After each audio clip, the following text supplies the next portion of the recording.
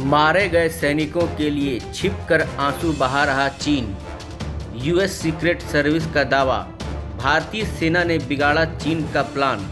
झड़प अचानक नहीं, भारतीय सैनिकों पर अटैक करने का चीन ने दिया था आदेश।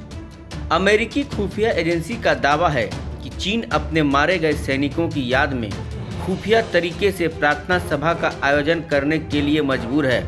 रिपोर्ट में बताया गया है कि चीन नहीं चाहता कि भारत के साथ संघर्ष में मारे गए सैनिकों की संख्या लोगों के सामने आए। यह प्रार्थना सभा न केवल गुप्त रही, बल्कि इससे जुड़ी सभी वीडियो, फोटो सोशल साइट से हटा दिए गए। भारत सीमा पर दोनों देशों की सेना के बीच हुई झड़प अचानक नहीं हुई थी, बल्कि यह एक सुनियोजित साजिश थी। इसका खुलासा अमेरिकी खुफिया एजेंसी ने किया है। यूएस न्यूज में छपी रिपोर्ट के मुताबिक गलवान से भारतीय सैनिकों को हटाने के लिए अटैक का आदेश बीजिंग से जारी हुआ था। इतना ही नहीं, गलवान पर कब्जा करने के लिए चीनी आर्मी के वेस्ट थिएटर कमांड के प्रमुख जनरल झाओ झोक्की को जिम्मेदारी सौंपी थी। प्लान के मुताबिक काफ़ी हथियार जमा किए गए और सेना के रहने के लिए एक इंफ्रास्ट्रक्चर बनाया गया। जनरल झाओ इसके पहले 2017 में हुए डोकलाम विवाद में भी अहम भूमिका निभा चुके हैं।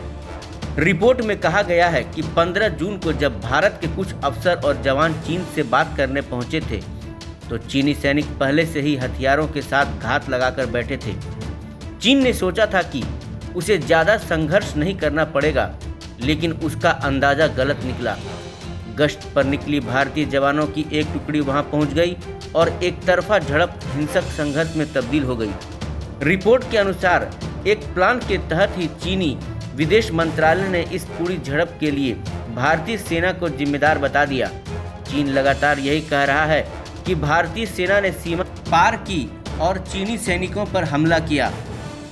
पिछले हफ्ते 15 जून को चीन ने भारतीय सैनिकों पर जिस तरह से आक्रमण किया, वह एक सुनियोजित साजिश थी।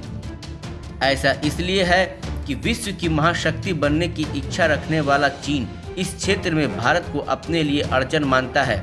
साथ ही भारत के अमेरिका के साथ बढ़ते व्यापारिक और सामरिक रिश्ते के कारण भी वह परेशान है। ऐसे में भारत को परेशान करने के लिए उसने भारत को चारों तरफ से घेरने की योजना बनाई है। इसके तहत वह नेपाल, बांग्लादेश, पाकिस्तान और श्रीलंका में अपनी पैठ बढ़ा रहा है और अपनी स्थिति मजबूत कर रहा है। इंडिया न्यूज वायरल की रिपोर्ट।